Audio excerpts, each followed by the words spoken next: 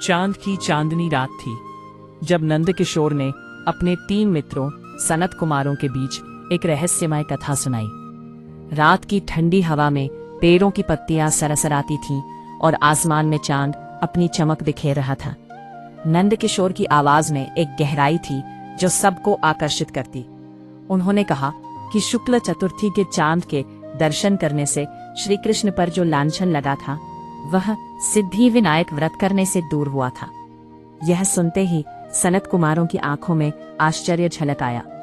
नंद किशोर ने कथा का आरंभ किया। एक समय की बात है जब जरासंध के भय से श्री कृष्ण ने समुद्र के बीच एक नगरी बसाई जिसका नाम था द्वारिकापुरी।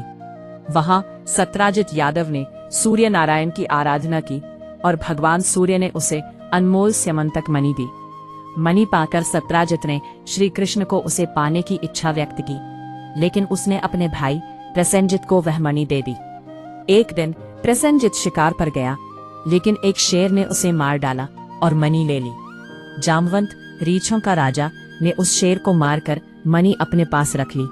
जब प्रसेनजित कई दिनों तक नहीं लौटा तो सत्राजित ने बिना किसी सच्चाई की पड़ताल किए श्री कृष्ण पर आरोप लगा दिया कि उसने प्रसेनजित को मारकर मणि छीन ली। यह सुनकर श्री कृष्ण ने अपने साथियों के साथ प्रसेनजित को खोजने के लिए जंगल में कदम रखा।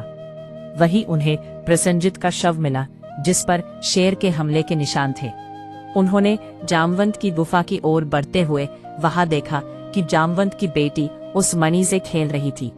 जामवंत ने श्री कृष्ण को देखकर युद्ध के लिए तैयार हो गया। 7 दिन की लंबी लड़ाई के बाद जामवंत ने महसूस किया कि शायद ये वही अवतार है जिसके लिए उसे रामचंद्र जी का वरदान मिला था। इस एहसास के बाद उसने अपनी बेटी का विवाह श्री कृष्ण से कर दिया और मणि दहेज के रूप में दे दी। जब श्री कृष्ण मणि लेकर लौटे तो सत्राजित ने अपनी गलती का एहसास किया और अपनी बेटी का विवाह भी श्री कृष्ण से कर दिया। लेकिन ये कहानी यहीं खत्म नहीं हुई। कुछ समय बाद सत्राजित की हत्या कर दी गई और मणि अक्रूर के पास चली गई। जब श्री कृष्ण को इसकी खबर मिली तो उन्होंने तुरंत द्वारिका लौटने का निर्णय लिया। वहां पर लोगों ने उनका अपमान किया और कहा कि उन्होंने अपने भाई को मणि के लोभ में त्याग दिया। श्री कृष्ण इस अकारण अपमान से टूट गए। तभी नारद जी वहां आए और बताया कि शुक्ल चतुर्थी के चंद्रमा का दर्शन करने के कारण उन्हें ये कलंक मिला है। नारद जी ने बताया कि गणेश जी ने चंद्रमा को एक बार शाप दिया था, जिसके कारण चंद्रमा की उपासना करने पर मनुष्य पर झूठे कलंक लगते हैं। लेकिन जो व्यक्ति हर द्वितीया को चंद्रमा का दर्शन करेगा वह इस कलंक से बच जाएगा।